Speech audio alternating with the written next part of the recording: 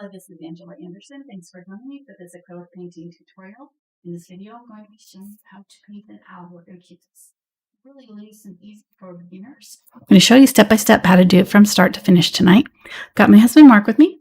Hey there, everybody. He's been in chat for our live show, so if you've got questions while I'm painting, you can ask them and I'll try to answer them. Let's get started.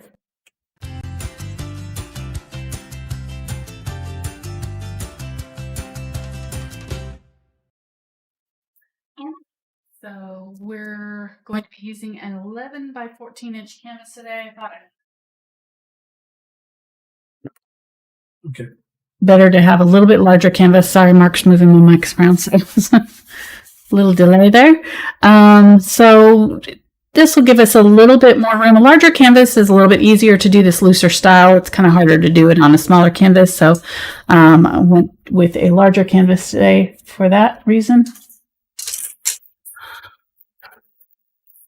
Okay. I'm going to be using a number 8 bright, a number 4 bright, and then I've got a couple rounds here, a 2-aught, 2 and 4 round, and then let's see, a number 6 angle, a number 4 bright filbert, short filbert, and I've got a couple fan brushes, number 4 and 10-aught fan brushes from the Princeton Select line. I've also got a dagger striper from the Princeton Select line, a 1/4 inch dagger striper. These ones in the black handles are the Aspen lines. They've got a little bit, they're kind of like a hog bristle brush, but they're synthetic hog, so they don't get damp or they don't get soggy in water. You know, they don't get limp when you put them in water. So I think the larger or the more stiff bristled brush will help with the texture that we're going for tonight with these feathers. And we're going to keep them, like I said, very loose and kind of impressionistic, very large, kind of almost sloppy brush strokes. Not really sloppy, but you know what I mean? Just kind of like blendy as we go. So I'm not going to get too fussy with the details tonight. And hopefully that'll be good for our beginners that are watching. I sketched out my drawing on my canvas. This is just a plain gessoed canvas, nothing done to it to prepare it. Otherwise, it just came straight out of the package.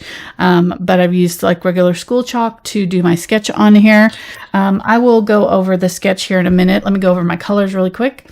I've got carbon black, burnt umber, burnt sienna, quinacridone, burnt orange, cadmium red medium, yellow oxide, cadmium yellow medium, cobalt teal, ultramarine blue, unbleached titanium, titanium white, and zinc white. And then this one is glazing medium. If you do not have these colors, just use what you've got that's similar.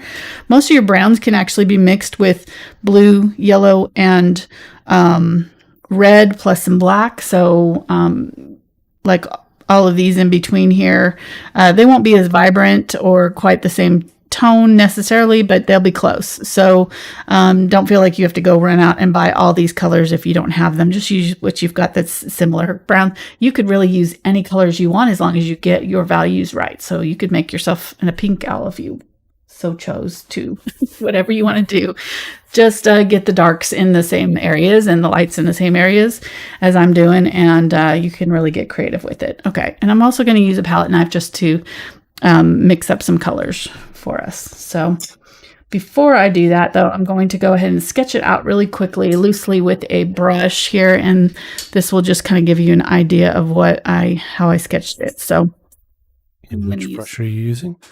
The number 2 round and some brown here. I'm sorry, the dog is being he's got a toy that's got treats in it. He has to roll on the ground, and it just came banging against the studio door. So I apologize for the noise. I don't know if they could hear it, but we could. Yeah, I'm not sure, but it was funny. Yeah, it was pretty funny. Okay. All right, so I'm thinning it out. I'm using the glazing medium. When you thin out your acrylic paints, unless you're using like a craft acrylic that is 90% binder and only a little bit of pigment, if you're using any kind of like a student body or heavy body acrylic, you'll want to use some sort of glazing medium or matte medium or something like that to bind add a little bit of binder when you add a bunch of water. So we're thinning it out.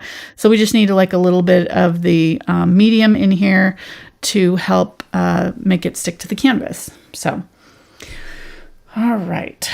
So where I started was right in the middle. The beak is right here, smack dab in the center.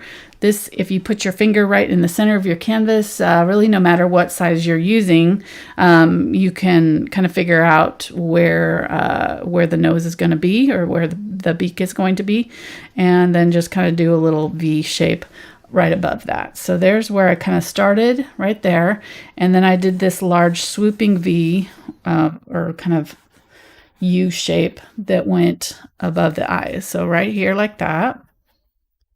It's going to go right down to the nose. That gives us kind of the start for our owl forehead and gives us the dimensions that we want to work with. So then on this particular canvas, our eyes are going to be right on the thirds. So our nose was right on the middle, and then the two pupils are going to be right at the thirds. And one thing that you want to do with this is measure the distance between the two eyes. So your distance between the two eyes here should be about equal to the width of the eyes. So you can kind of use your fingers and figure that out. I also left about the same distance on either side of the eyes. So if you mark it, I guess there would be what, 1, 2, 3, 4. So you could take it and let me see, 1, 2, 3, 1, yeah, 1, 2, 3, yeah. So you're going to mark here, here, here, and here. And these will all be kind of equally spaced lines right there. And then that's where you're going to do your eye, there and there, and just kind of look here and make sure they come down about equal. These eyes are a little bit offset, so they're not exactly straight, but we're going to get it close as we can there. So, and they're not a perfect round because the top is being kind of cut off by this whole section. So if you did it all the way around, they'd come all the way up to here, right? But this part right here is getting cut off by these eyelashes or whatever, right about there. Okay, so we don't have to paint the top part there. It's just going to be cut off. And then on the inside, there is the pupils. They go almost all the way to the top, and try to, look here and judge. They should be fairly close to even with all of the outside edges at the bottom and sides of this. Now there is a black inner lining of this eye, so we're not just doing the yellow here. This is also including the black part that's around the eye there. Okay, so here we go. Here's our pupil. Try to get them the same size, and if you're having trouble with that, what you can do is get like a large circle, something cap or something like that even, or bottle cap or whatever, just something that's circular. If you've got one that's got an opening, it's even better because then you can paint on the inside. There's stencils that are circles, so you can find a circle stencil if that's what you want to do for it. But just having like a little outline here. This is actually also not a perfect round. It's a little bit oval this way. This one is oval sort of this way a little bit. It looks like it, I guess, because of the way it's cut off here. And this one, the pupils are just a little bit longer, top to bottom, like that. Okay. And like I said, just try to get them equal. They're right on the thirds. So if you split your canvas into 3 parts, here, here, and here, your pupils should be really pretty much smack dab right there in the middle. Right in here somewhere. Okay, then the rest of our beak is going to be down from these. So if you take a line and went straight down towards the inside, not straight across, but just at an angle like this way. You're going to, when you get to the inside of the eye, if you come straight down here and here, and then across, you're going to have where that mouth is.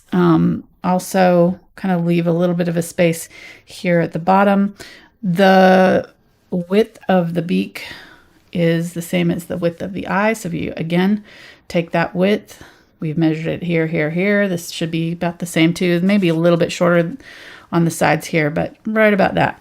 So that's about where your beak from the top part to the bottom part should be. So I'm going to come down just a little bit from this and make another little semicircle there. And then this kind of comes almost straight down from it like that. Then it's going to curve out to these lines that we just drew like that. And then it's going to curve into that bottom mark that we just made. And there's a little bit of a roundness right there.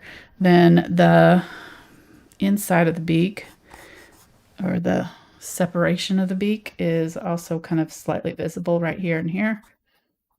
It comes down like that. All right, so there's our drawing. Pretty easy. Then the outer part of the eye is going to come around like this.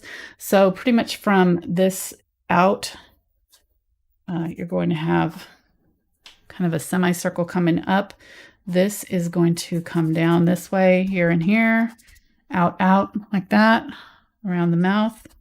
It's actually kind of overlaps the beak a little bit right there.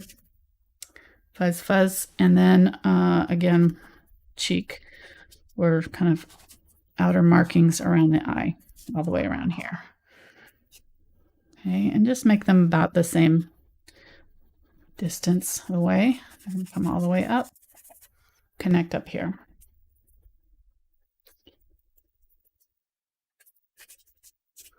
That. And we're going to go out here and here. And then underneath the beak, there's all these sections that are coming out this way and down. All right, so that's our main drawing. That's about all we're going to do for that. And let's go ahead and mix up some colors. Any questions before I start? We're good?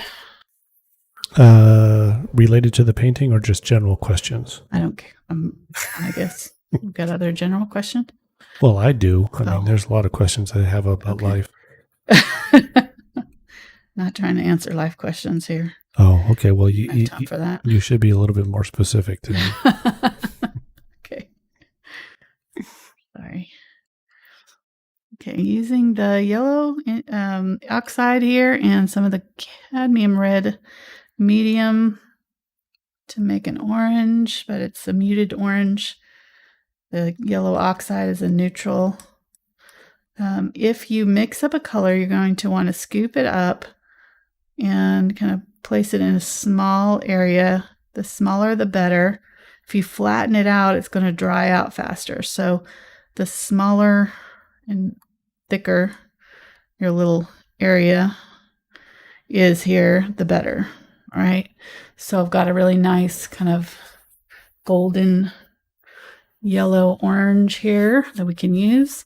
Then let's go ahead and I'm just going to kind of offload most of this color. It doesn't really matter if a little bit it gets in here. Get that burnt umber, pretty good amount of it, and a good amount, equal amount of the ultramarine blue. We're going to mix up this gray. Makes a really pretty gray. And then it's got a little bit of this yellow in there, but it's not going to hurt anything. If you had a lot of the yellow, I would say clean off your palette knife, but this little bit is not going to hurt anything. Then I'm going to scrape off a little bit of this and grab up a good amount of my white and just bring it over here and just use what's left on my palette knife. Actually, I'm not going to even add a whole lot of this brown to it. I'm just going to do like that, make a light gray. And you can test the gray this way and see if you got too much blue, it'll look kind of bluish. If you got too much brown, it'll be kind of more brown. And if it's just right, it'll be a really nice neutral gray. So this is kind of what we want. And then we can add blue and green, or blue and brown to it as we want to kind of alter the color. Okay, so that, and let me see, what else do I want to mix up? Let's mix some of the burnt sienna with the ultramarine blue as well. This will make a little bit different color. It'll still be a brown, but it'll be just a little bit warmer brown gray. Very pretty color. It's actually kind of similar to our burnt umber, isn't it? So if I want to alter it a little bit more, I'm just going to grab a little bit of that, more of that blue. Mix that in. There we go.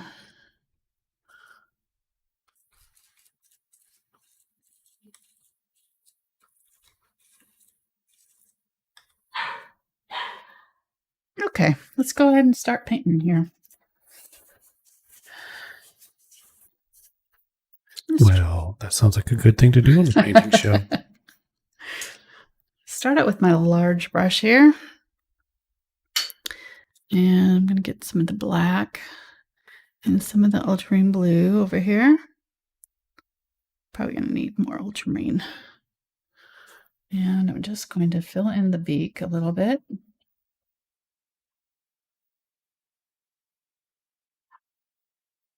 My dark areas.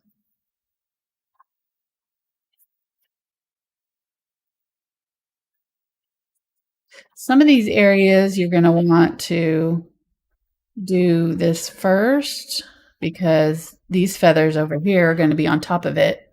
The feathers underneath are going to be underneath it. So you may have to paint this in sections. So like we need this part right here in before we do these white feathers around this beak.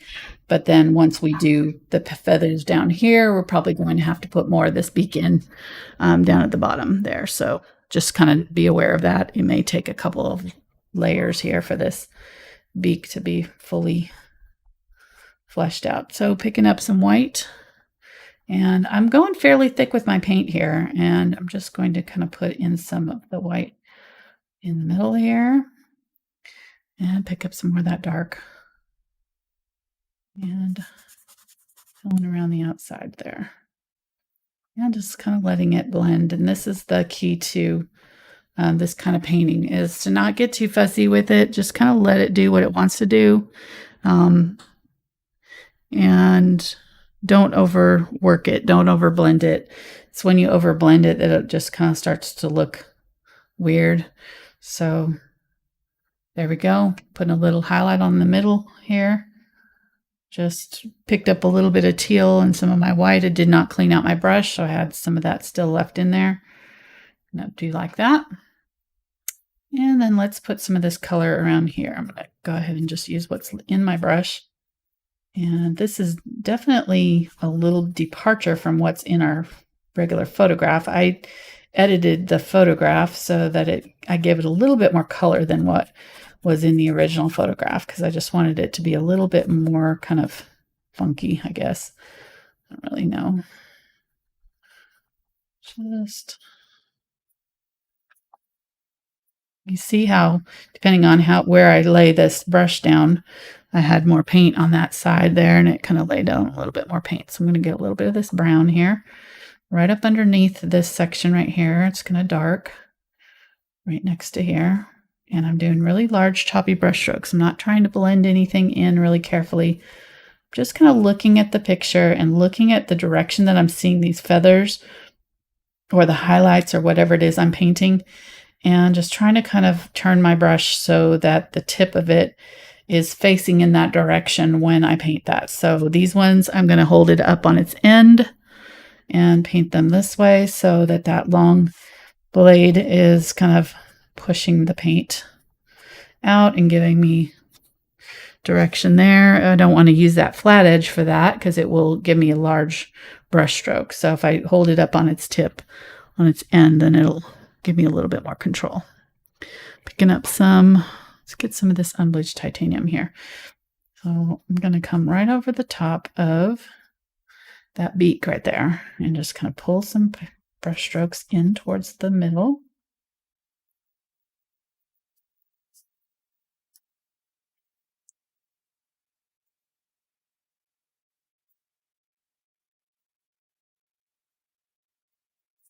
Okay. That's good for now. I probably came in a little bit too much on here, so I'm going to bring some of this back in here.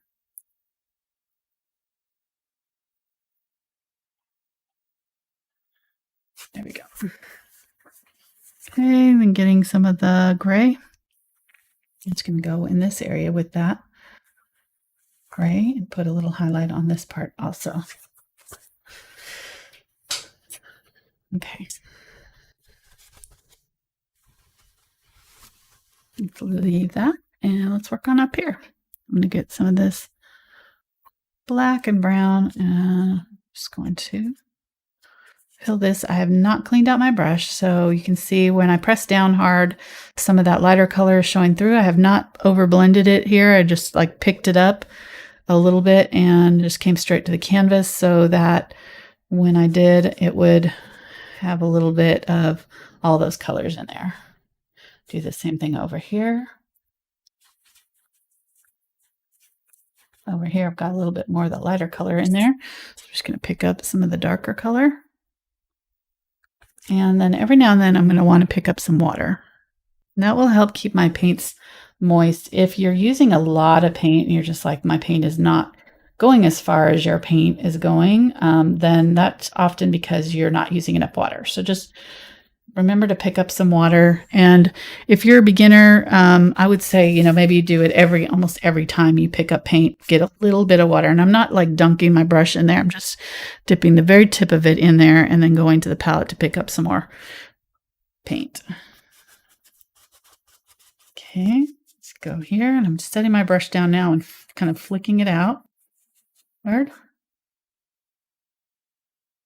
do that over here.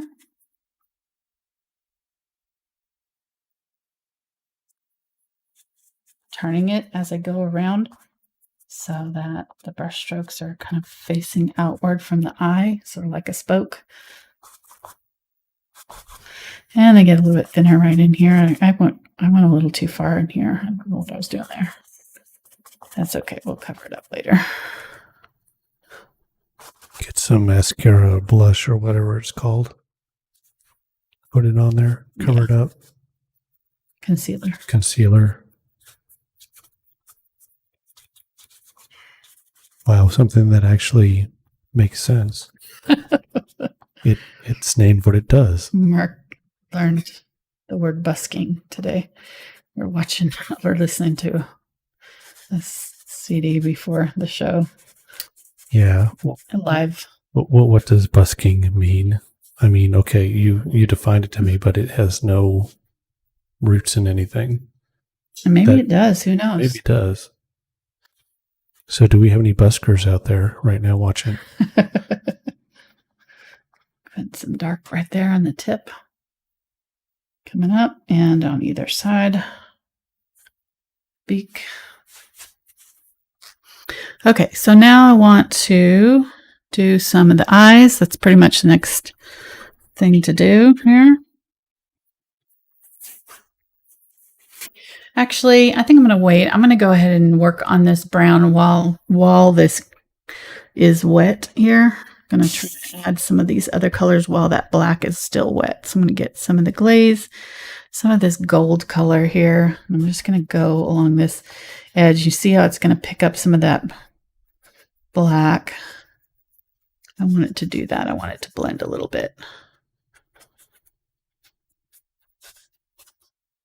It's okay. We're going to do another layer of this, but this is just going to kind of fill in this middle area here for now. This is where I'm having to go over this concealer here. And I'm definitely going to have to do this section again here but I'm putting my brush strokes in along the edge, and you can see how it's kind of breaking up that line just kind of like it was before. So it's not I'm not gonna have to do too much to get it to blend back in. I don't know if that makes sense, but if I was to go in there with a solid like straight line, then I would have this hard line that I would have to try to conceal. But if I go in at an angle like this, then I don't have nearly as much to do when I come back to it later. So getting some lighter color here, I added a little bit of like cadmium yellow to this color just to make it a little bit lighter. Just go ahead and use it down here. Somebody asked you if they could use Payne's Gray for this painting. Payne's Gray is Ultramarine Blue and Black. So that's pretty much what we used here at the beginning. Right here, that color that we used right in here with Payne's Gray. And then you just add white to it.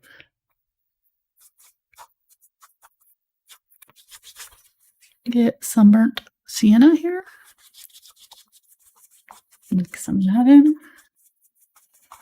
And I'm going to work pretty quickly here, just kind of filling in these sections and really keep it loose. Like I said, just kind of trying to go with the flow here and let it go. I don't usually paint this way, so it's a little bit of a departure for me.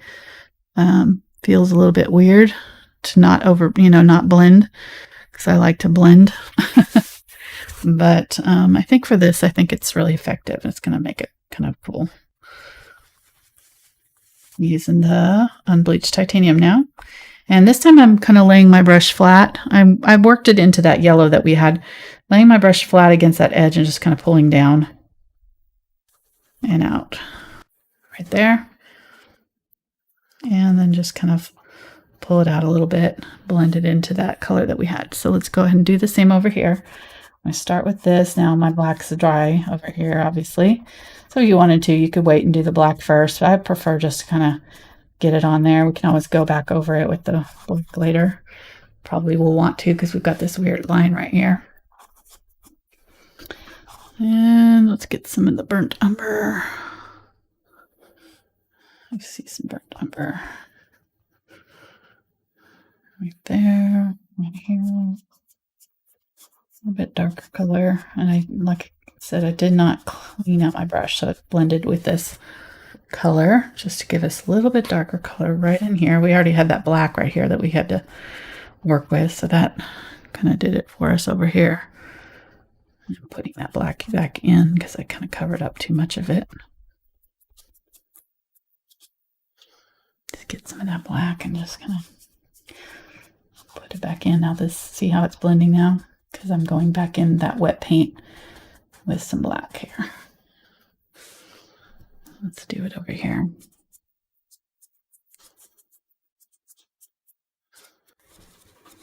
We'll probably add one more layer of all of this on here. So this is just our initial layer. So it doesn't have to look finished yet. So don't worry if it kind of looks funky at this point. Just kind of go with it. Lay it on there. Don't think about it too much at this point. Don't worry about it. When we get closer to the end, that's when we'll start to kind of stop and really look at it carefully and make adjustments. But right now we're just throwing paint on it. And then we can make our adjustments later. So just work quickly. And just kind of know it's probably not going to look exactly like mine, and that's okay. So this is going to be your painting. It's going to be unique to you. It's going to have your own kind of signature style, hopefully. And this kind of painting really brings that out. It's really great for kind of learning what kind of style painting is natural to you. So if you kind of paint loosely like this, your own natural brush strokes, the way you're holding the brush and everything, how much paint you're putting on it will kind of really come out. Right, so using the burnt umber, or unbleached titanium, sorry, not burnt umber. And let's go ahead and just use this up in here. We're working really fast here, so this is going to come together pretty quick, hopefully in about an hour, I'm thinking, hopefully. That's the goal, at least. Maybe an hour and a half at the most. But we don't want to really overthink this, so just kind of... And you may take a little bit longer than I do, especially if you're following along with the video, because you think about you got to stop to watch the video. And so that time is added to whatever you're painting. So I have a lot of beginners that are like, it takes me twice as long to paint it when I'm following along with you. And I'm like, well, yeah, that's because you're having to watch it. You're taking that time out of your painting. You're not actually painting while I'm painting, probably. You're stopping, you're watching, and then you're painting. So that's just going to take a little bit extra time. So adding some white here now, going back over and blending it into that wet paint that I've just put down. So if they exceed a certain time, somebody's not going to come in and take the painting away from them? It's not like when I was in school that my teacher used to do that to me, and I hated it. So okay. Nope. All right. Well, that takes a little pressure off there. Art classes, because they never let me paint as long as I wanted to. Stuff. I always wanted to do more and longer. And I didn't have a lot of art supplies at home when we were growing up, so. We got a question about paint color. Okay. Somebody would like to know, how does unbleached titanium differ from titanium white? Unbleached titanium has just got a little bit more of a yellow tone in it, yellow and brownish tone. So if you were to mix, just take regular white and add like a little bit of yellow oxide and a little bit of burnt umber, you can get something very similar. All right, so I'm going to do this top part here, and it's kind of a mottled gray brown. So I'm just going to get all those colors on my brush. You can see I picked up some of this unbleached titanium to start with. I grabbed a little bit of brown, a little bit of black, but I did not do anything but like scoop some up on my brush. And hopefully, yeah, you can see how it's got a little bit of streaking here. That's what I want. I want it to be kind of streaked. And when I fill it in, I'm going to just tap it in and just kind of overlap my brush strokes a little bit. As I go here, you can see more of the unbleached titanium coming out. That's fine. We'll just keep on going until most of this paint is out of my brush. And then I'm going to add a little bit more of the darker color. If I had more of the black showing up here, then I would add more of the lighter color next time. So it just depends on what your brush ended up with. I had a lot of the light color still left over from when I was doing this over here. So I'm just going to go ahead and kind of fill in this whole area. Just really press down here. Get all that paint off my brush. Okay, so now I'm going to grab some of this burnt umber mixture that we did over here. This is that ultramarine blue and burnt umber. I'm grabbing some of that gray that was there next to it. And now I'm going to go into this white wet paint that I have here and just do these small brush strokes and just overlap them a little bit. And these are all kind of going up and out sort of. So these ones are kind of facing out this way. And then as you come to the middle, they're kind of going straight up. And then over here, they're going to come out this way a little bit. Leave a little bit of this lighter color right in here. And bring that dark right down there. And I want some really dark, so I'm going to get some black. Put some of the black in here. Get some water.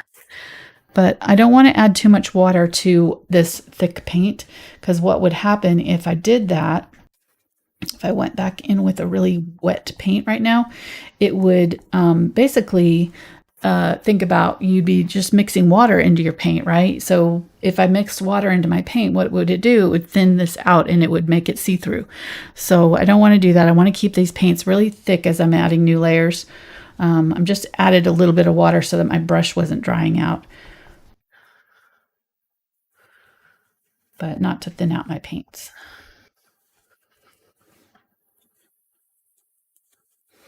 Okay, there we go. So there's our little forehead, and really not going to do a whole lot more to it than that. I may go back in. Let's go ahead and grab maybe some of this gray and a little bit of the white, and just do some dabs here. Find some of these black parts here and just kind of go over, look at our reference photo and kind of see how they're lining up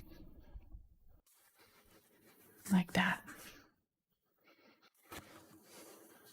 Okay, isn't that fun?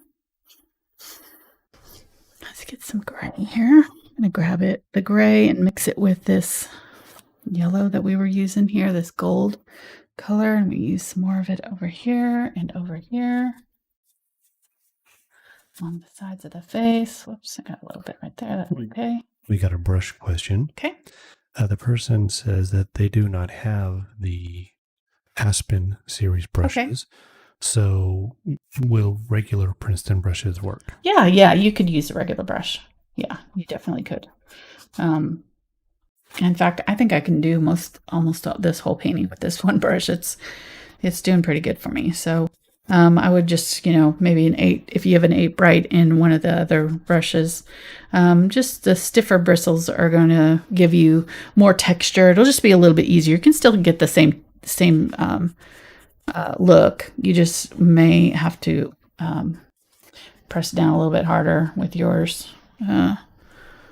Use a little bit more paint, maybe. I'm not sure, because with a softer brush, you just won't get as much texture happening as you lay your brush down. So I'm gonna put a little bit of the black in here, just a few little dabs of it right there. Blend that in. I'm working pretty fast here, but we're just kind of blending wet into wet, so kind of just going from one color to the other. You can see it doesn't have to be exactly like mine, so if I'm going too fast, you can rewind and watch it again. But I'm just kind of adding a second layer here, trying to get it good. I'm seeing that I kind of came out too far with this here and here. This kind of does a little bit more of a swoop in here, so I'm going to get some of this lighter color and just kind of put it up here.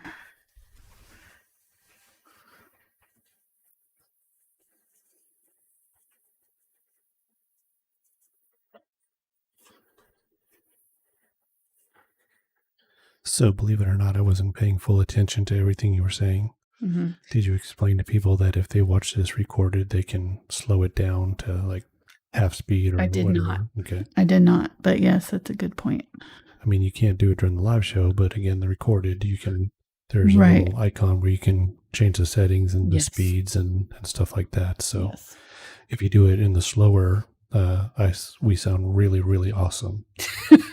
So yes, Willow. And I wonder if you double speed, and then sounds like chipmunks, probably. Yeah. That laugh went really fast. Going back in. Going back in with some yellow here. That laugh's even better now. So You're welcome. We have to talk faster for those who watch it in slow-mo. I don't think it can do that. I'm not a very fast talker. I've been living in the South too long. The longer I live in the South, the slower I talk.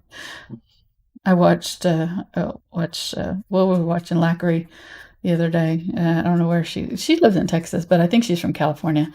And she's talking a mile a minute, super fast.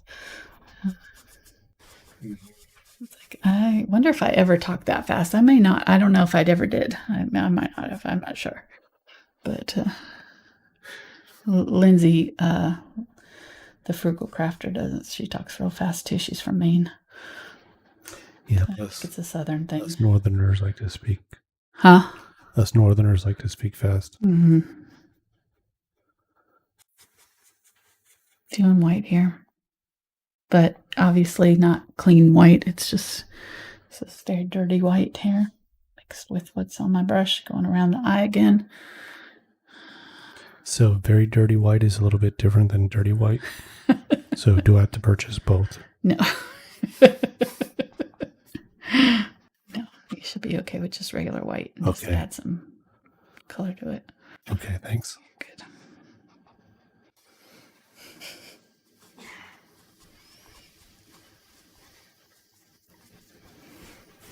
Okay. Isn't that fun? It's a good Halloween colors, and that it's turning out to be very Halloween colors. Here, be a good one to stick out on your front porch for Halloween. Maybe not. Depending on.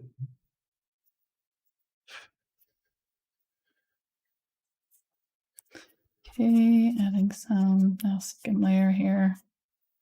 with this color here. This is just kind of, I don't even know what's in here anymore. It's just pretty much all the colors plus white. I have not cleaned out my brush yet, so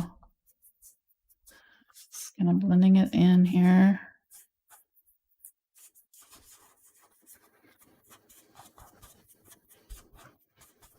Remember this yellow that we just did before. And these ones here are going out this way.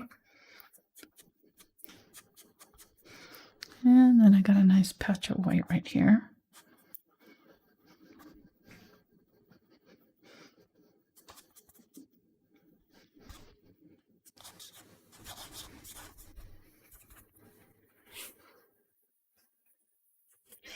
And right here. Okay, this brush is dirty. I'm going to have to clean it out. I'm picking up white and it's turning gray immediately. So let's just go ahead and use what's left of my brush here to fill in this rest of this area here. So before the show started, somebody asked, "What's the owl's name?" What's the owl's name? So ooh, good. I came up with Thurston Owl the Third. I like that. That's actually really good. Thank you. But now that you say that it's more fall colors, maybe his name is Pumpkin Spice. Oh. Ah, nice. Okay, I don't know. I like both of those.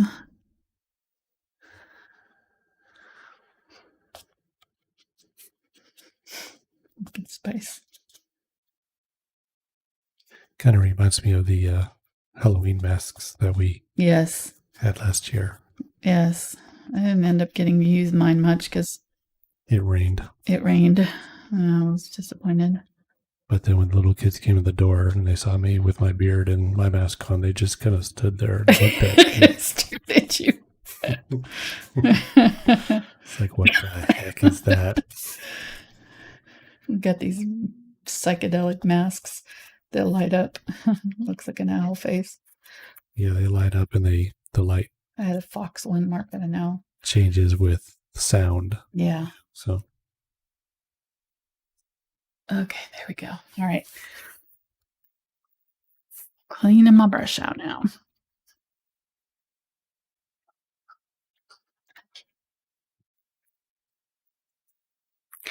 All right, so I'm going to pick up some of the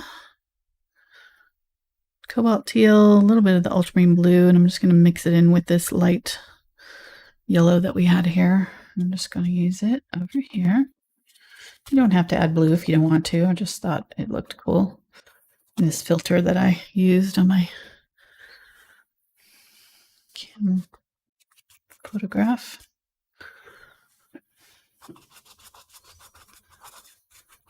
It's always good to add another unexpected color, I feel like. Just kind of makes things more interesting. But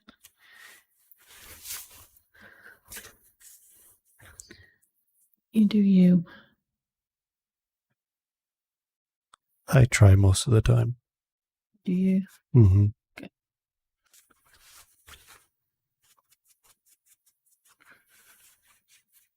Who are you when you're not being you? Well, I used to pretend to be a fireman and an astronaut. I used to watch Emergency 51 and use the bunk beds as, like, sleeping, and I have to go down and get on my fire gear. You were probably a cute kid. Yeah. I have a feeling. And then I ran a bank out of my bedroom during the summer. I didn't have any depositors, so business was usually slow. You ran a bank. No wonder you like Excel spreadsheets. Very nerdy thing to do. I like it. I gotta say, you looked pretty sexy entering stuff into Excel the other day. Just Mark has made a pantry Excel list so we can keep up with what we bought for our emergency rations. Yeah. We haven't needed yet. Hey, we got them just in case. You never know. Exactly. The zombies may still attack anymore. That's right. Okay, using straight up black here now. Just adding some reinforced color here and there. I just realized I said that in my really creepy NPR voice. What? You look sexy. Really sexy. Doing Excel.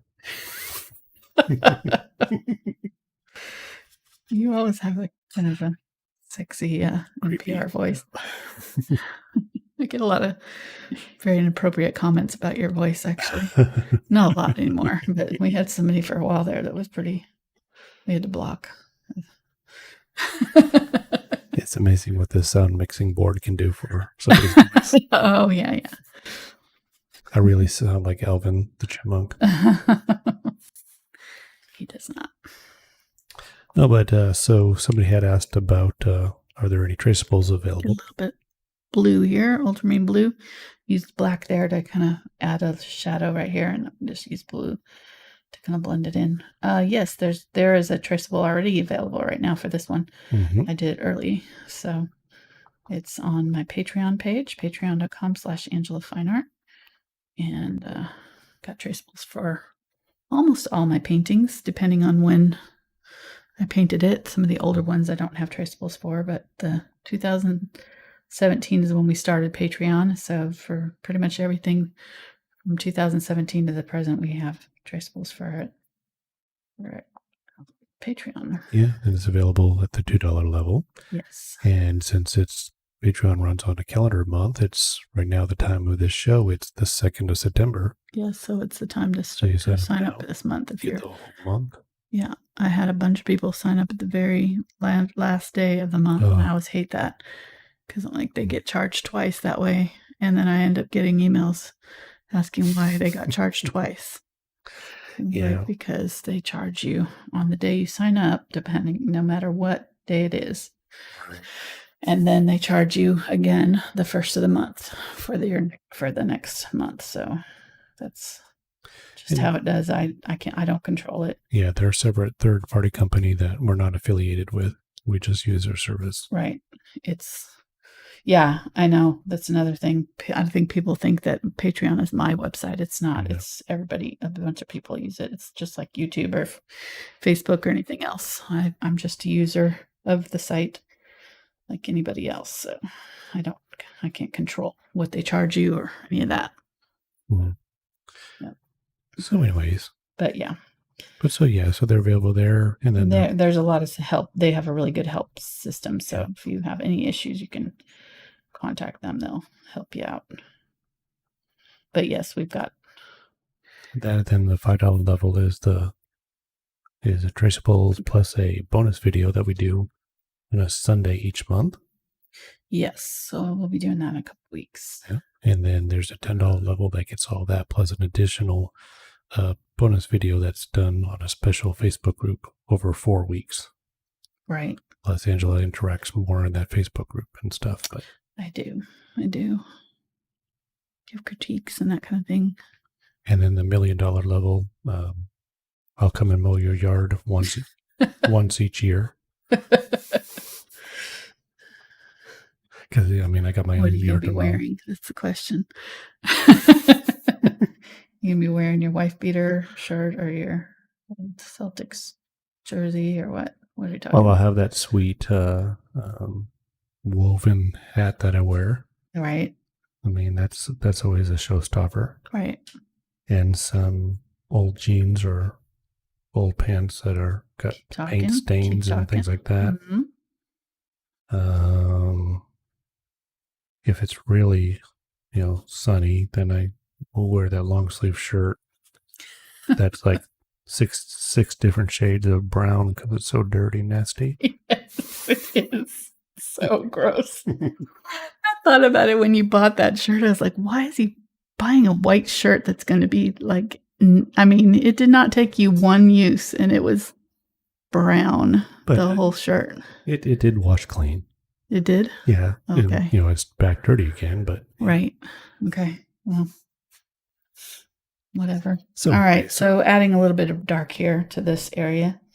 And, we're being silly, but there's a lot of really great stuff we do for patrons on Patreon. kinds of videos and things for exclusive content. But if you're just a beginner, I would say, you don't really need the extra bonus content unless you're just wanting to hang out with us. But those videos are going to be too difficult. Usually they're more advanced lessons. So I would just say, if you just want to know where to start, I would start with the traceables level. It's just $2 a month, and it'll give you all the traceables that you want to be using to paint along with me. And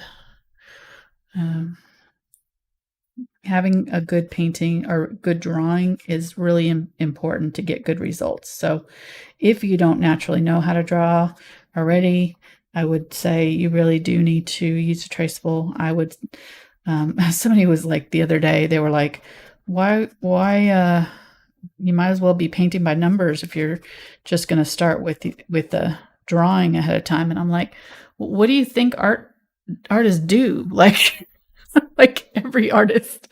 I mean, unless you're Bob Ross and you just go in without a drawing on your canvas. But if you've ever watched a watercolorist, I mean, they have to start with a drawing, and it's got to be super detailed down to the exact every little highlight.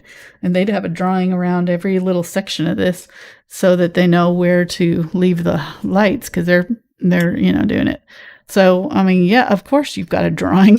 It's like, duh.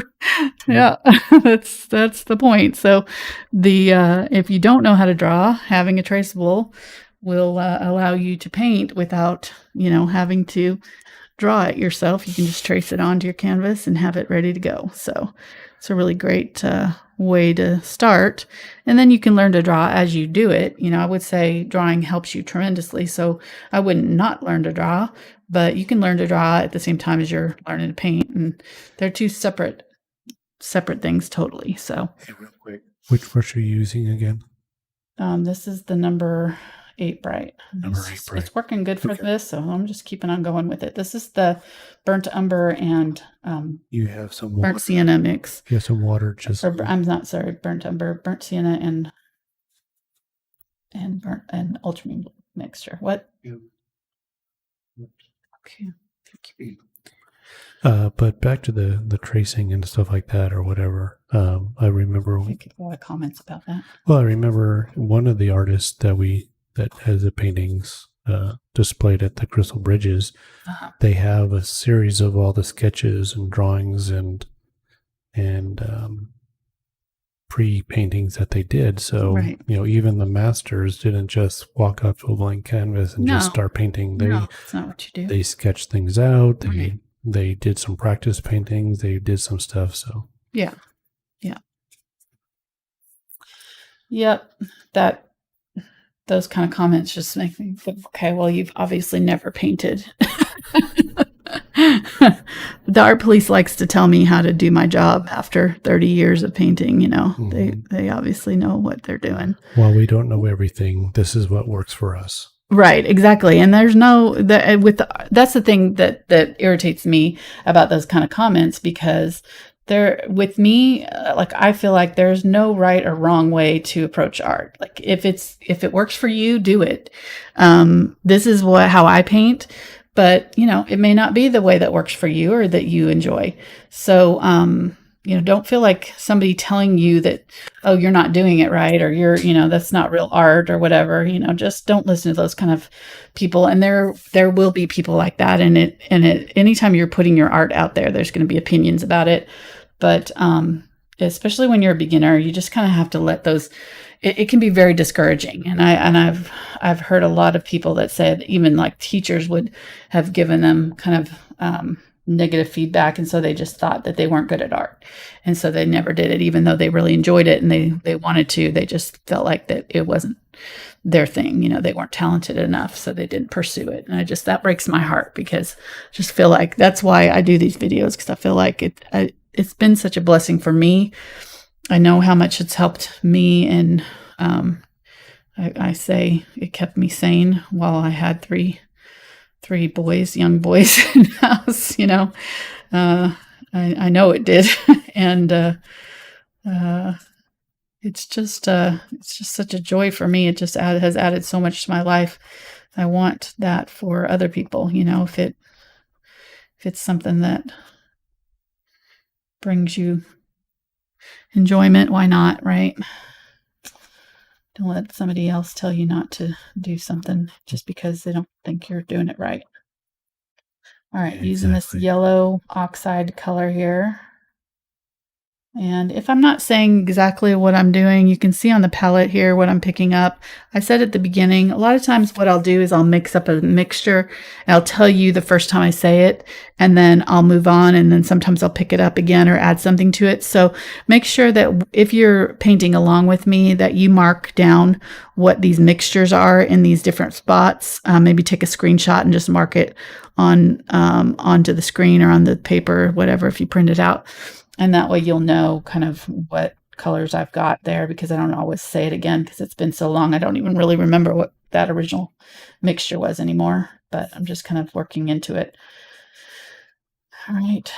So just doing a second layer. You're always going to want probably 2 layers at least in here. Just kind of gives you a little bit better coverage. A little bit of burnt sienna. I haven't used this Quinacridone burnt orange yet. Look at how reddish that turns. So we'll use a little bit of that in with this yellow.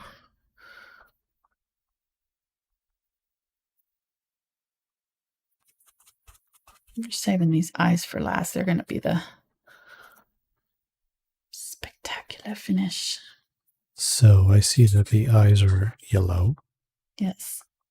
So when you do it, I want to make a point that we show everybody how you've put out your paint, because we've had many people, say that their paint dries out very quickly and so on and so forth. So we've gone over it before, but I think it's always interesting, because I can see this big old puddle of paint over there. Right. And it's been sitting out there for an hour right now. And so when you go to use it, we'll show how you use it. And then it's like, oh, no, the paint's still wet there. Right. So stay tuned. Yeah. And I keep it sprayed down, so I probably need to spray it again because it's been a while.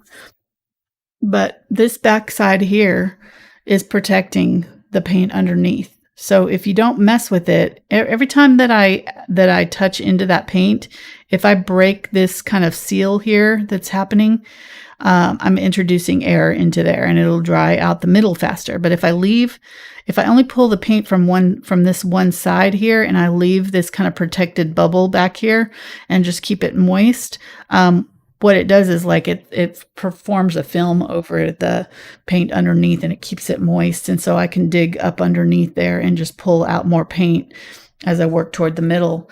But I'm never like dipping straight into the top of it because that will break that kind of seal there and I'll end up with my paints drying out faster. Pro tip. I won't even charge for that one. How much are we charging for this? At least twice what we charged the last one. I wanted to go 3 times, but you thought it was a little much. So.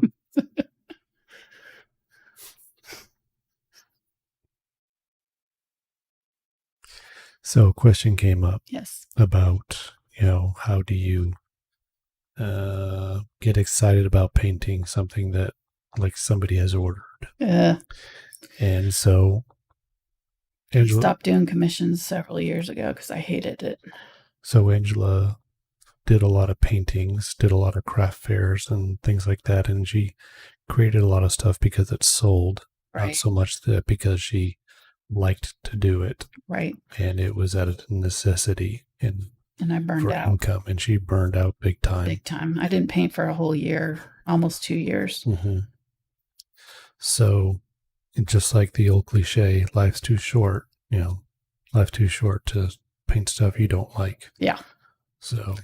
Yeah, I would not recommend it, but I mean, I understand it because I had to do it. We did it because I needed the money, and that was my job, and I quit and went to work for an office. Like I just got a regular office job for a couple of years. And I painted it off and on, but I just was like, I was over the painting thing for a while there, but I missed it. And when I came back to it, I only did paintings that I wanted to do. Mark was like, we don't need you to do this. He finally gotten a job that covered all of our bills, so I didn't have to work anymore. And so I just started kind of painting what I liked, and that was really when my art started taking off. It's amazing, Mm-hmm. It's like that's when I started selling these, bigger paintings, and they were. But I think it shows when you are really into what you're doing. So, I think it makes a difference. Just using these two browns here, just black, going back and forth, just kind of adding on top and in between here, adding some of these black streaks in here.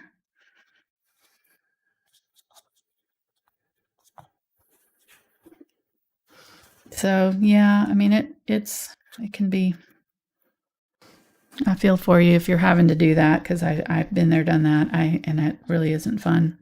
But, I mean, you just power through.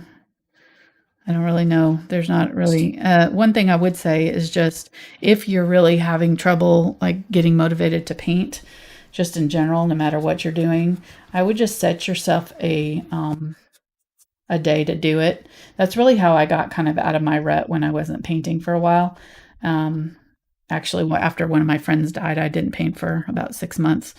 I just couldn't kind of do it. And because I don't know, it was just, she was kind of my art friend, and it just made me think of her every time I got really sad. So I made a date with a friend of mine, another friend that liked to paint. And she actually had a paint shop in town, Lane, McKinley, and shout out to Lane. She's actually teaching now in a school. She moved, sorry, but I miss her. Yeah, I was just thinking, I wish I got to hang out with her anymore.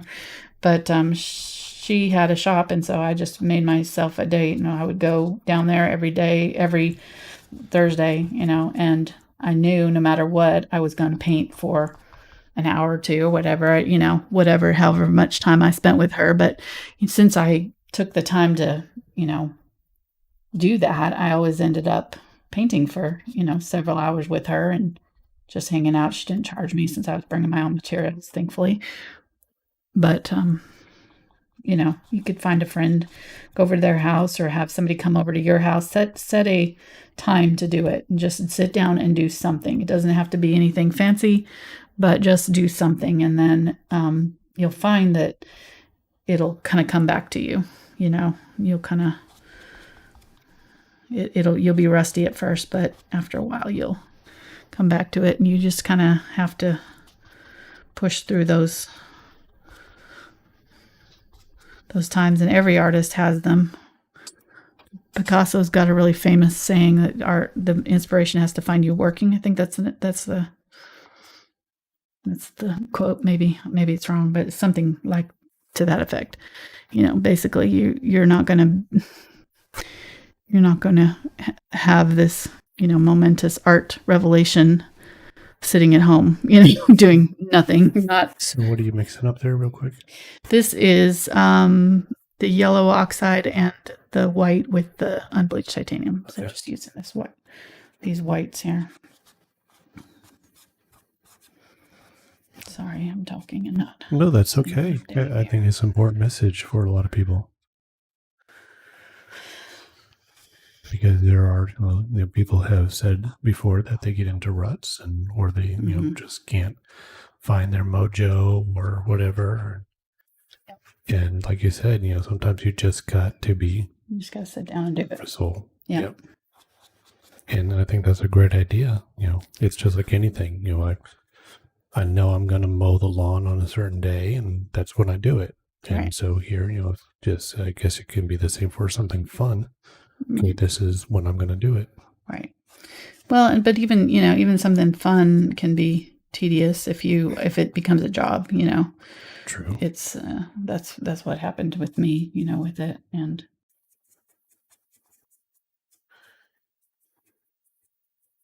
it also helped to have another person around that kind of motivated me to. I'm motivated by being around other people too. I'm an extrovert, so it helped me to be around other people, which is hilarious that I ended up being a job that I'm by myself in the studio. But I think that's one of the things that I really enjoy about these live streams, because it feels like I'm teaching in person, even though I'm not. I always hated recording. When I would record by myself in the studio, it always kind of really hated it. Felt awkward. But when I did the live, as soon as I started doing the live streams, I really enjoyed it. It's like, this is it. This is, because I taught in person for so long and it just felt right, Gets my social needs met. I'm using some white now.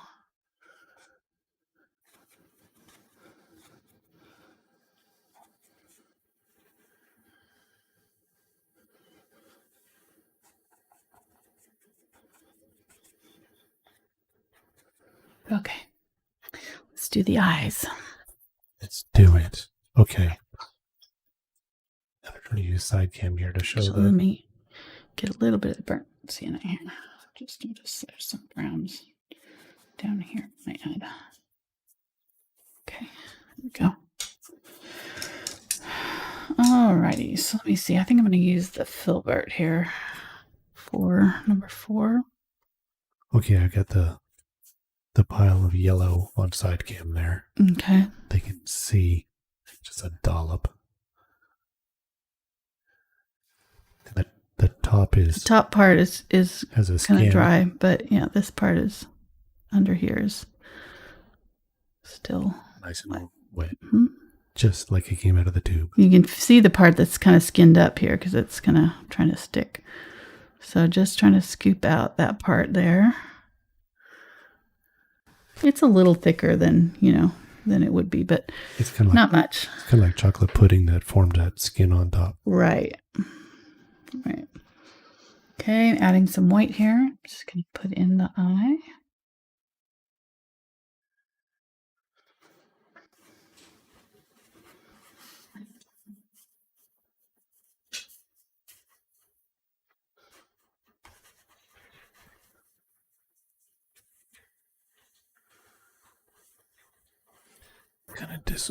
I'm kind of disappointed because we're not going to get the real creepy eye effect. Oh yeah, there's one like some of your paintings have had. It's true. It's true. It's kind of creepy eye, sort of. Well, yeah, but I mean, there have been some that were just like Which one was it? Was it the polar bear? There was one. Yeah, the polar bear was pretty intense. Was it the raccoon? There was one that was pretty. I think Chad had some intense eyes because they were white on black. Yeah.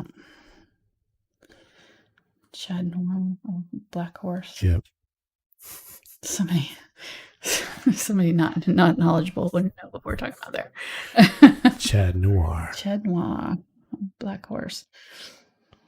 So this guy is pumpkin spice latte. Is that what it was? Either Thurston Owl. Thurston Owl. The third. The third.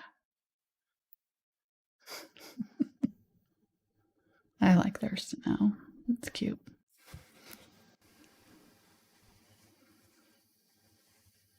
Go all the way around here. I definitely need to cut this part off a little bit. While this is wet, I'm going to grab some of this yellow here, maybe get a little bit of the burnt umber. Just mix them.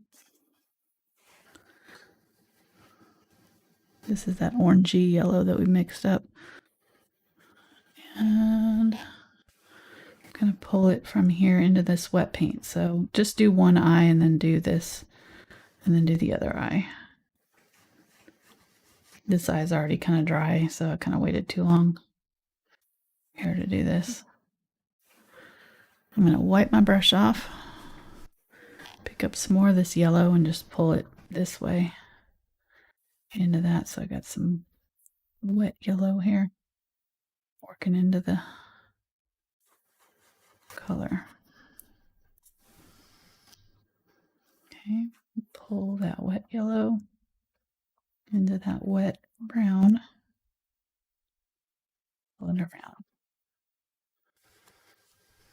As long as you kind of keep that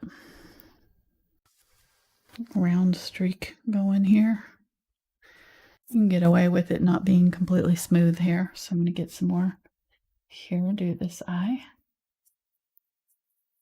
You want this to be dark up here. If it's not dark up here, it's not going to look like it's set down in his skull. It looks like the eye's kind of floating. So you really need it to be dark up at the top where it's got that eyebrows shading it.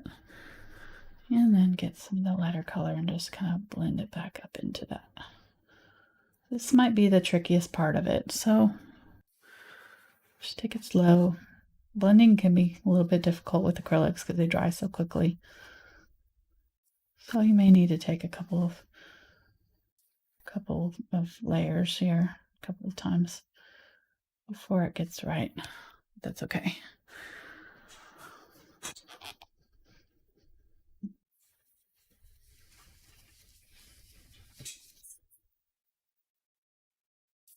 See how as I pull that paint down, it's kind of getting dirty itself. I'm going to get a little bit of water here, maybe a little bit more of this brighter orangey yellow, and go along this outside edge here with it.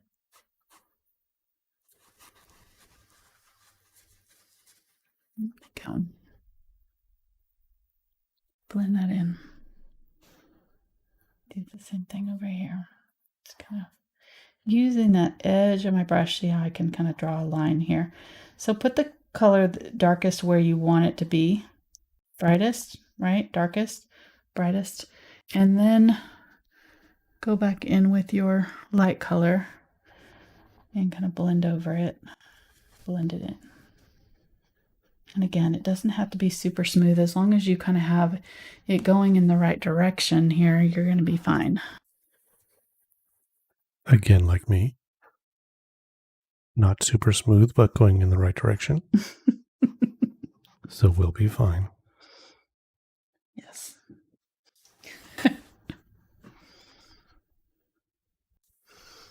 Okay, getting some of the white. Go around the outside of the eye right here. And just pull out a little bit. This paint's starting to get a little sticky, so I probably need to let it dry.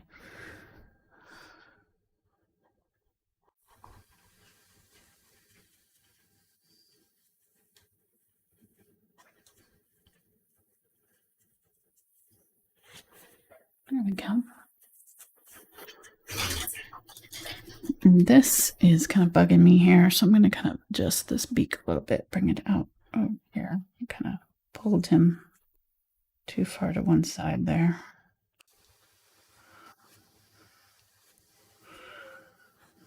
There we go. Okay. Now I'm going to get the black, straight up black here.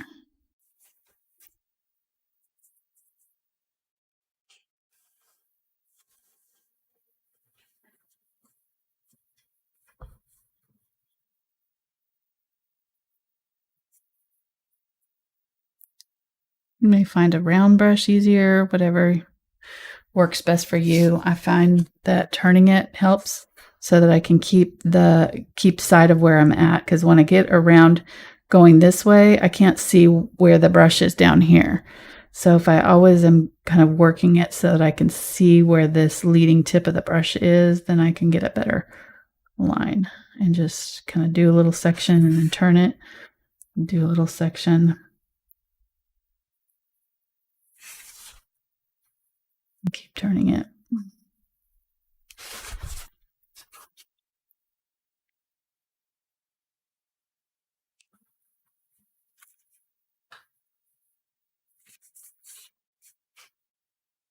Making it, I'm starting small and just kind of gradually bringing it out to where I think it needs to be. I don't think I like this brush for this. I'm going to switch to a little bit smaller brush so I can get a little bit more control on it.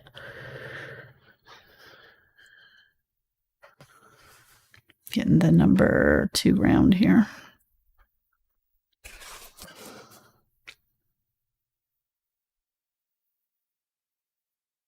Okay.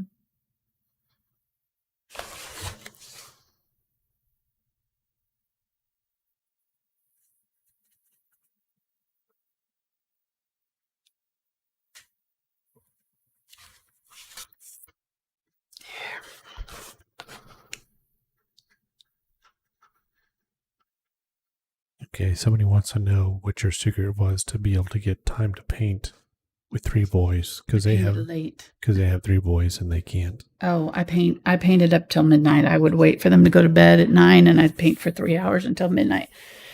And then I would paint on their nap times whenever, if I could. We left the paints out all the time on the kitchen table too. That helped. So I had them organized in totes so that they couldn't get into them. I could put them up, but I had the rest of my stuff down, where I could just sit real quickly. But yeah, that was tricky for sure. Yeah, I was tired a lot. I remember the laundry closet was right behind the dining table. Right. And so all your stuff was in totes, and you'd stack them on top of the washer dryer. Mm-hmm. And then you just open the door, pull them out, boom, boom. Yep. But when you put down a tablecloth or something, and then go. Yep. Very efficient. I'm still kind of keep stuff organized. Just I think to throw back from those days when I had to be. Okay, so now outlining it here, just kind of looking at my picture here and I'm really looking at this distance here. So I'm really wanting to make sure that I'm getting a good, probably came in a little too soon right here. I want to get a good, oops, I don't know when I did that. I messed up that.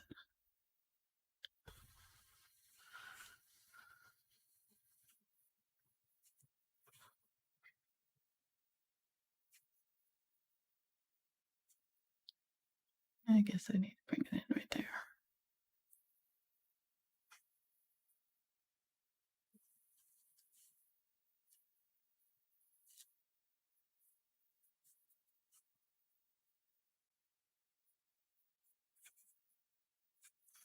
Kind of just fuzzing that out a little bit, just kind of dry brushing it along that outer edge, just kind of soften up that line. Just kind of bring it out a little bit. There's little feathers there. Okay, that's working. Let's just let that dry because I'm going to have to add some highlights to it. So we'll just let that dry really well. But I think I got it fairly close to where it needs to be, hopefully.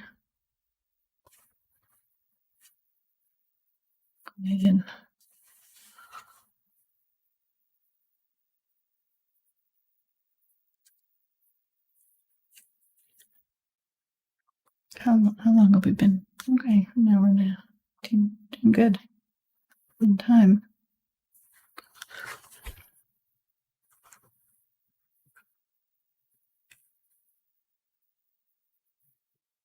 I would say at this point too, once you get it to where I was watching somebody the other day and he was like, you need to get about 7 feet away and look at it from about 7 feet away to be able to see any changes that you need to make with your paintings. It's like, oh, okay, I don't know what the science behind that is, but it sounds right.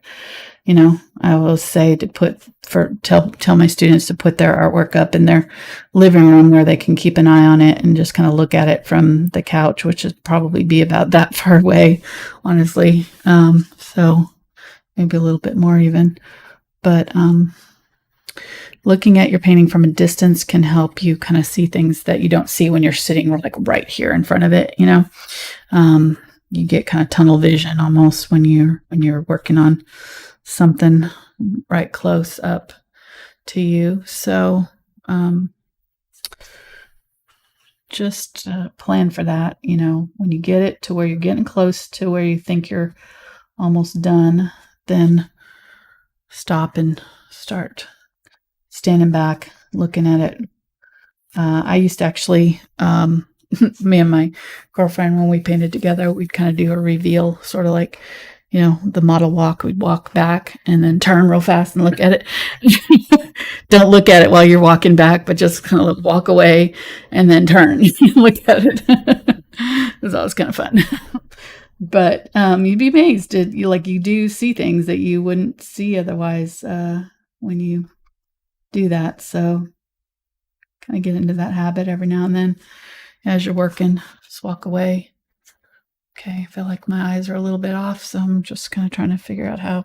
Okay, so this one needs to come out a little bit for sure. It helped to also turn things upside down, look at them from upside down, or take a photograph of it.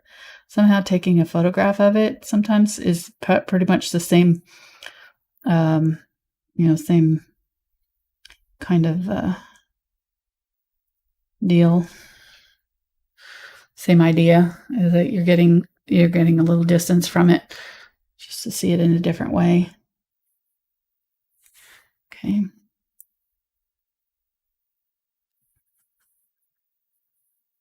Okay.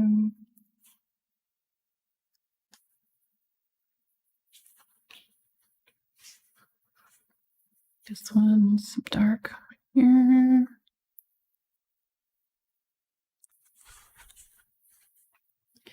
All right, I think they're close. This one's probably a little bit bigger, but it's not so much. I guess it's probably like right in here. I need to probably flatten this out a little bit. Looks like it's a little bit longer right here. The other.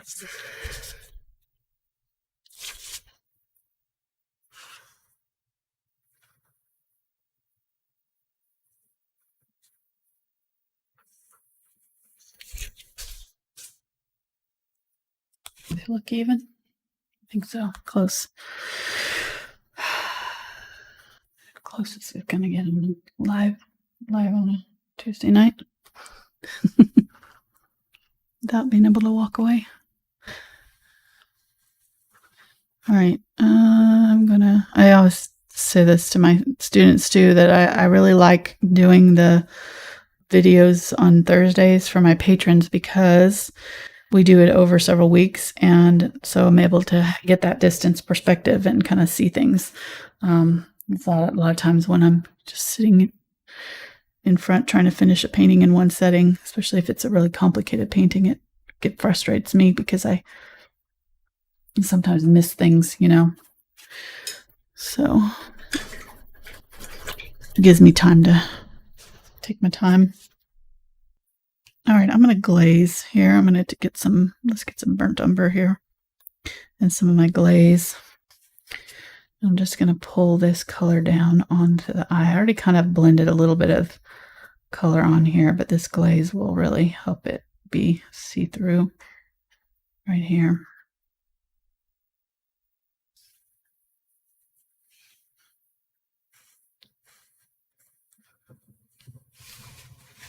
And I'm just going to wipe my brush off and just kind of blend that out. Can use a little bit of water if I need to.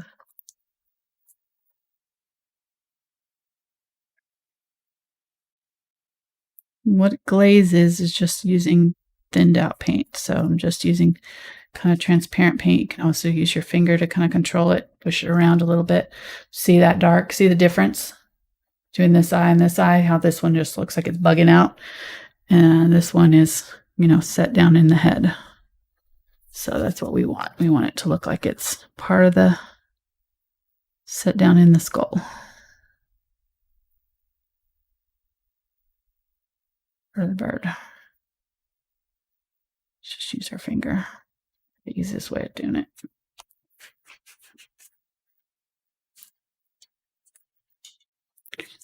Get a little bit of water. Just kind of dabbing off. And you have a tutorial on eyes, right?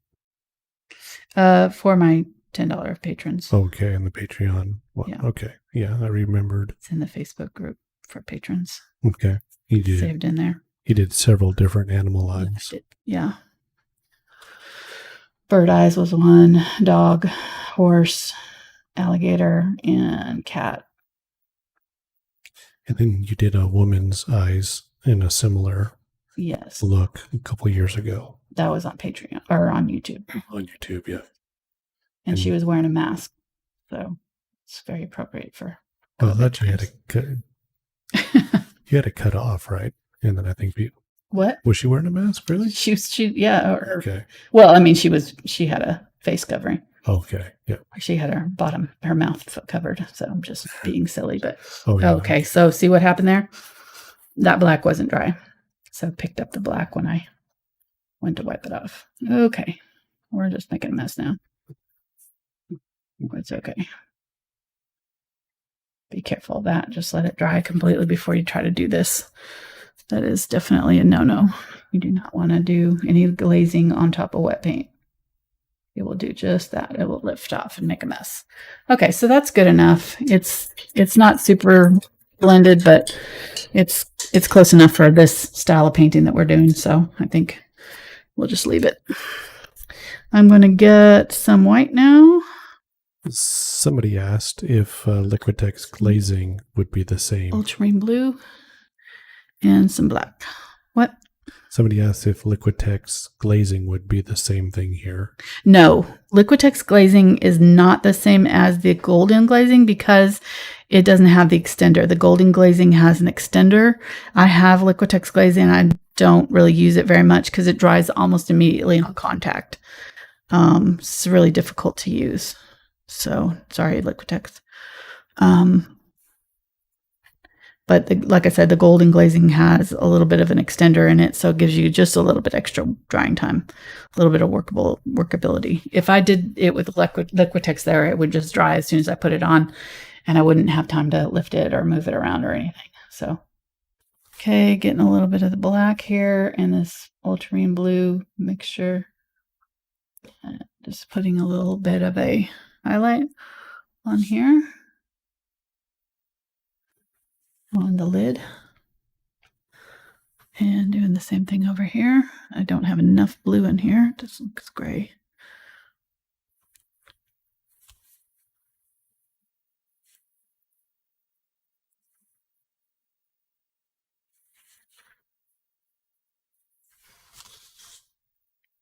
Getting the black and just kind of going back over it, around it with the black to kind of blend it in a little bit.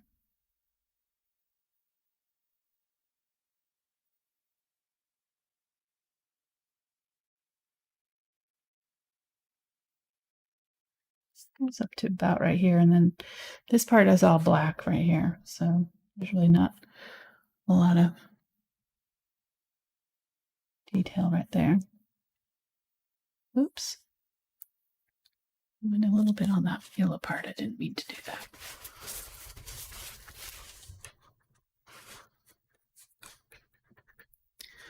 See. There we go. Oops. I want to get my sleeve in that paint.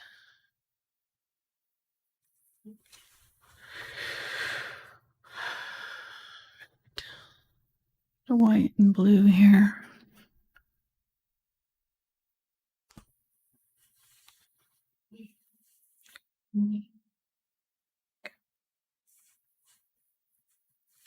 There we go. A little bit more obvious here. Coming up a little bit brighter. Okay. Now for the sun. I'm going to do one more layer on this beak here. I'm going to get a little bit of the blue, this color, and I'm going to kind of outline the sides of that nose part just a little bit. Get a little bit of the highlight color, some white here. Just do some little runs around there, and then make sure that this black is defines this part here, which I kind of think it already does right there. So pretty good.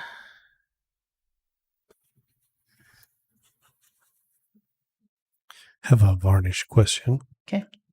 Cashmere's rubbing on the microphone here. Sorry. Do you have a varnish that you recommend? I've been using Golden's isolation coat lately. It's not their varnish. They have another varnish, but the isolation coat to me seems enough. I haven't been using anything else. I'm sure you're probably supposed to put varnish over the top of it, but I haven't been. And it seems to be doing fine. So I'm sure I'll get a note from somebody saying that's wrong, but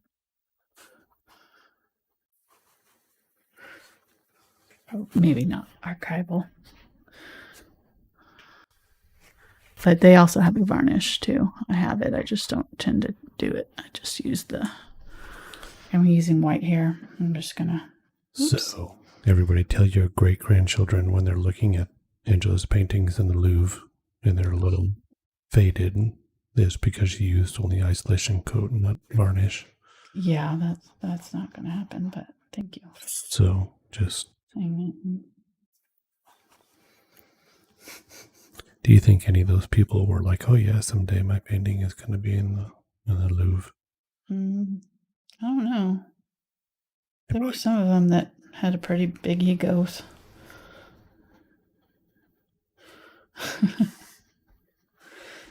Going over the top of the eye now. So now that we've got the color in there, I can kind of go back over here.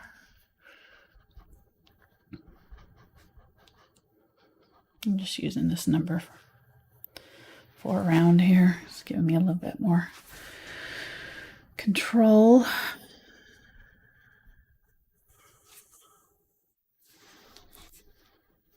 And then I'm going to use, I didn't end up using these, but I thought that you could probably use these for these things too. So if you have a fan brush and you didn't have the stiffer bristle brush, I should have mentioned that earlier. You could have used this instead. Everybody's got a fan brush, right? Pretty much. So I think you can, yeah, see it's going to do pretty similar. Let's go ahead and just do some of these highlight feathers with this.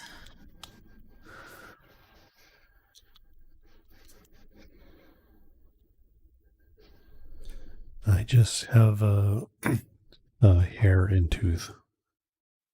No fan. Hair and toothbrush? Yep. Okay, well, you can borrow mine. Thank you, honey. I think that's what I did the last couple times I painted.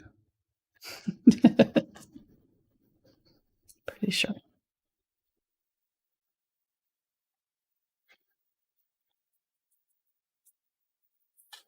I'm just going in here and breaking up these areas here. Make it a little bit more realistic. Let's put a little bit more in the eye here. I actually like this brush. I don't know why I haven't been painting with this the whole time. It's working pretty good.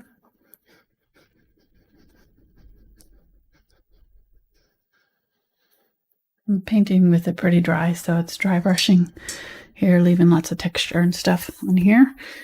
All right, so this is where we're going to make the eye look realistic. So I'm going to use the number 4 bright here and my Zinc White, if I've got any left, a little bit left, and my Ultramarine Blue. So you want to use the transparent colors. The Zinc White is a transparent white. This is just, you can use regular titanium white though if you don't have it, and just thin it out with water or some glaze. I put out way too much glaze. Too much brown and stuff too. Oh well. I anticipated using more of these colors than I did. Alright, so getting some of this, getting a little bit of the glaze. It's already transparent, but I need to thin it out even more. Nope. Even a transparent color is going to go on thick if it's put on full strength. And I'm just going to dab in, kind of using the corner of this brush. Dab in across that eye. Okay, let's do some right here.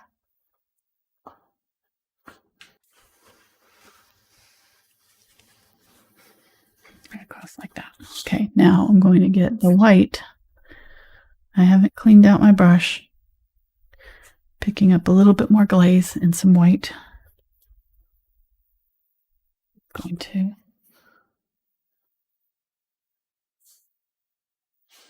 especially on this part over here that's on the yellow, you're going to need to use more of the white. Okay, that's good. And then I can use a little bit of it down here. It's just kind of highlight a little bit at the bottom. I'm just kind of setting it down on the corner and kind of wisping it across.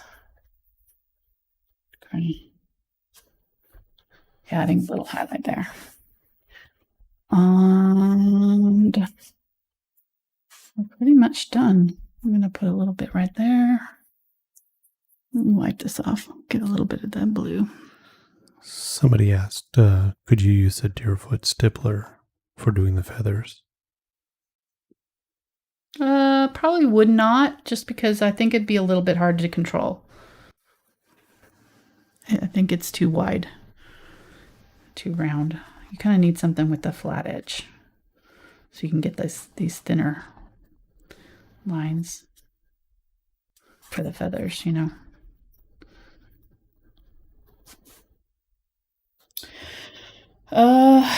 Did I miss anything? Just looking at it now, this is where I wish I could walk away for a couple minutes and come back. Use a little bit of the dark. Kind of stare at it a little bit. It'll stare back at you. Yeah.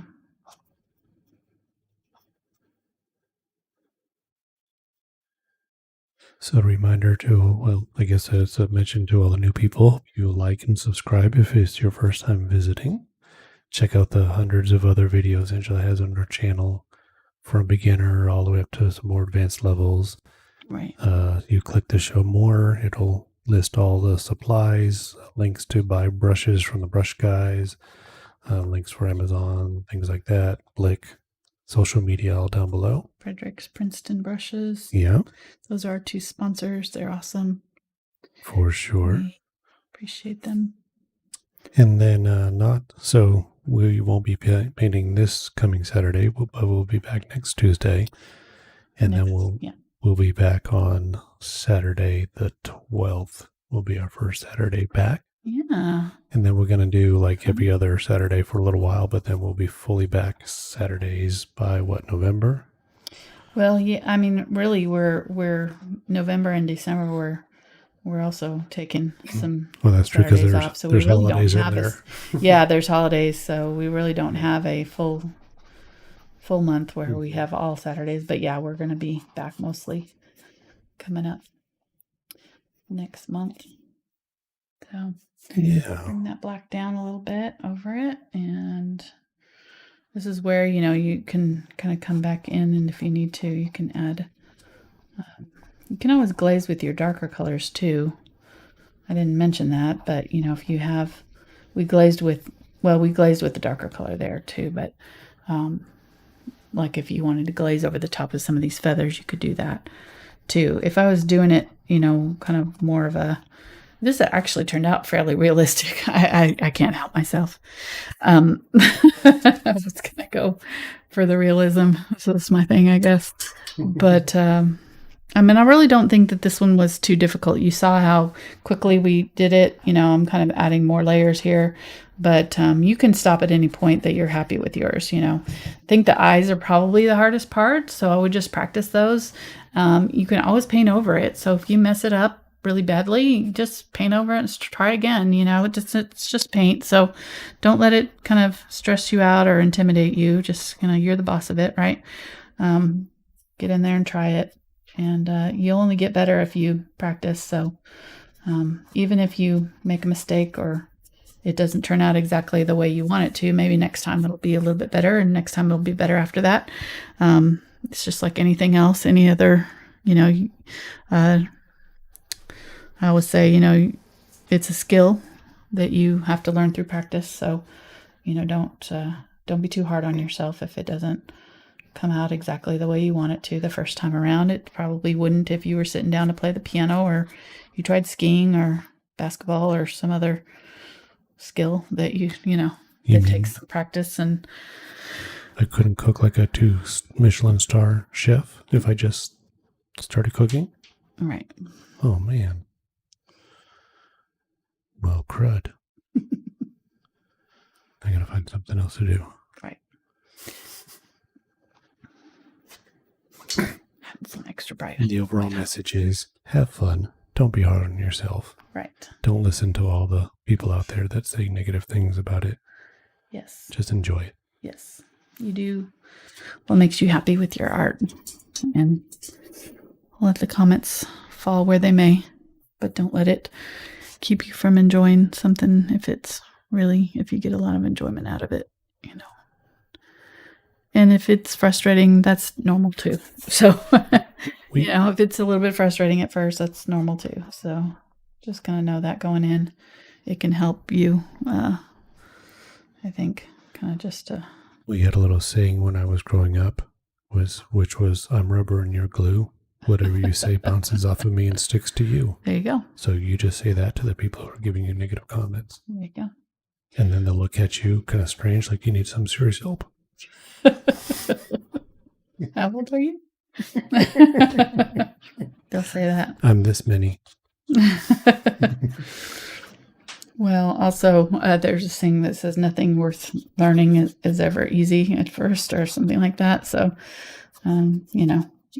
I think learning through doing these tutorials is probably the best thing that you could do for yourself, because it's like having a, coach there, right alongside you, showing you tips and things. I really wish I had these kind of videos when I was learning to paint, and that's why I do them, because I enjoy it, but I know how frustrating it was when I was trying to learn. So, and schools will teach you theory, but they don't teach you practical learning. One of the comments that I got this week was about that, and she said, I wish that my school had taught this way, because apparently she did art classes, and she was like, I learned more watching the videos than I did, from all the theory classes that I took. So I thought that was kind of cool. And that's my hope, Okay, I think I went a little too far with the teal here while I was talking. So I'm just going to try to tone that down a little bit. Sorry. Just pull it back a little bit. And we're glad to be part of everybody's art journey. It's absolutely. A privilege and an honor. Yeah, it really is. Really is. I go visit my art taking flight group sometimes, and I get in there and people are talking about our videos and different things, and I have to remind myself that it's our channel they're talking about. Like, I'm like, oh, that's cool, and then I'm like, oh, okay, they're talking about me. Like, it's almost like I've removed. I don't know what it is. It's probably just to protect myself from going a little bit bonkers from the pressure. Too late. Way too late. Yeah, Oh, I'm sorry. I said that out loud. What'd you say? I said too late. Going bonkers. Well, yeah, that happened years ago, but I just mean, with all the stress of YouTube and stuff, I really don't associate it with myself. That sounds weird, but it's the only way that I kind of cope with doing it. I just kind of do it. Mark's like, just do we honestly are. This is 100% the way we are. So we don't turn it on for the camera. It's pretty much what you see is what you get. So we're this is the real deal. I'm not trying to be something I'm not other places. And I guess that's why it's kind of like weird when I hear people talking about our channel, because then I'm like, oh, I don't know.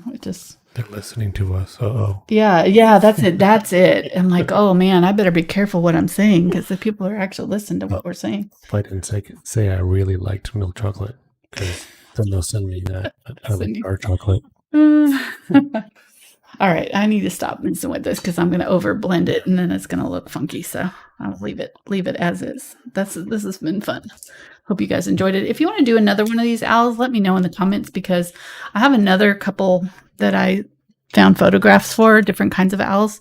I really thought it would be fun to do a whole series of these, but just depends on if you guys watch it, and if you enjoy it, leave me comments if you did, and I'll see what I can do, find some other ones. All right, I'm getting some medium gray here. I'm just noticing right here that it just needs... If you're new to the channel, Angela can't help herself. She can't stop. I know. You can't stop. This is normal. That's okay. And then also you can go down below, and there's a link to a public Facebook group that you can join. There's some questions. Group, that I was talking about. The Thankful Art group is what I'm talking about. I'm sorry. Did I say Art Taking Flight before? Yeah. Oh, okay. And anyway, so it's a moderated site, and so there are no mean comments. Yep. There's no spamming. There's no nothing. Meanies get kicked out. It's there only to share the work that you're doing from Angela's tutorials, and to get encouragement and input if you want. Yes. But it's, we try to create a safe place for everybody to to share their art, because we know that sometimes they can't even do that with their own families. So very true. Okay, this is what I needed right here, is this darker gray, because I kind of lost all my depth right here. So this is going to help. That did it. Okay, thank you. Something about that was bugging me, and it was because I had lost all my value. There was no dark values in there anymore because I had done so much light values. So just adding a little bit of dark in there has helped now. Now I've got a little bit of depth in that area there. So that's what was bugging me. Okay, done. What? I signed it with a Pigma FB Sakura pen. I get comments about that a lot. So that's in my Amazon shop. If you look down in the description, there's it's amazon.com/shop with just SHOP/Angela Fine Art. So I really feel like this needs to be just one more layer of the dark. You gotta glaze. Okay, good. I can glaze well. They're just there. That's very immature. There we go. Much better this time. This time I'm gonna just load up this corner of the brush and get glaze on the other corner. Press it down so that I have kind of the dark on one side of my brush. I'm gonna go ahead and while Mark's talking, I'm gonna do another layer of glaze right here. Darken that up. We just got in a super chat from Danielle. Oh, so thank you. There was no specific message. Thank you, Danielle. Thank you so much. Very sweet. Yeah. Oh, sorry, Daniela. Yeah. Oh, I said it wrong. Thank you so much. Yeah. Really appreciate that. Okay, there we go. All right. Just a little bit dark. Mark's like, I'm going to cut the video off now so she doesn't do anything else. Thank you. Like, subscribe. I'm check just out wiping the channel. off the extra paint there. Hit the bell to get reminders for more fantastic videos and witty jokes. And then you can also subscribe to this channel. Oh, sorry. All right, guys. We'll see you next time. Thanks for watching. Bye.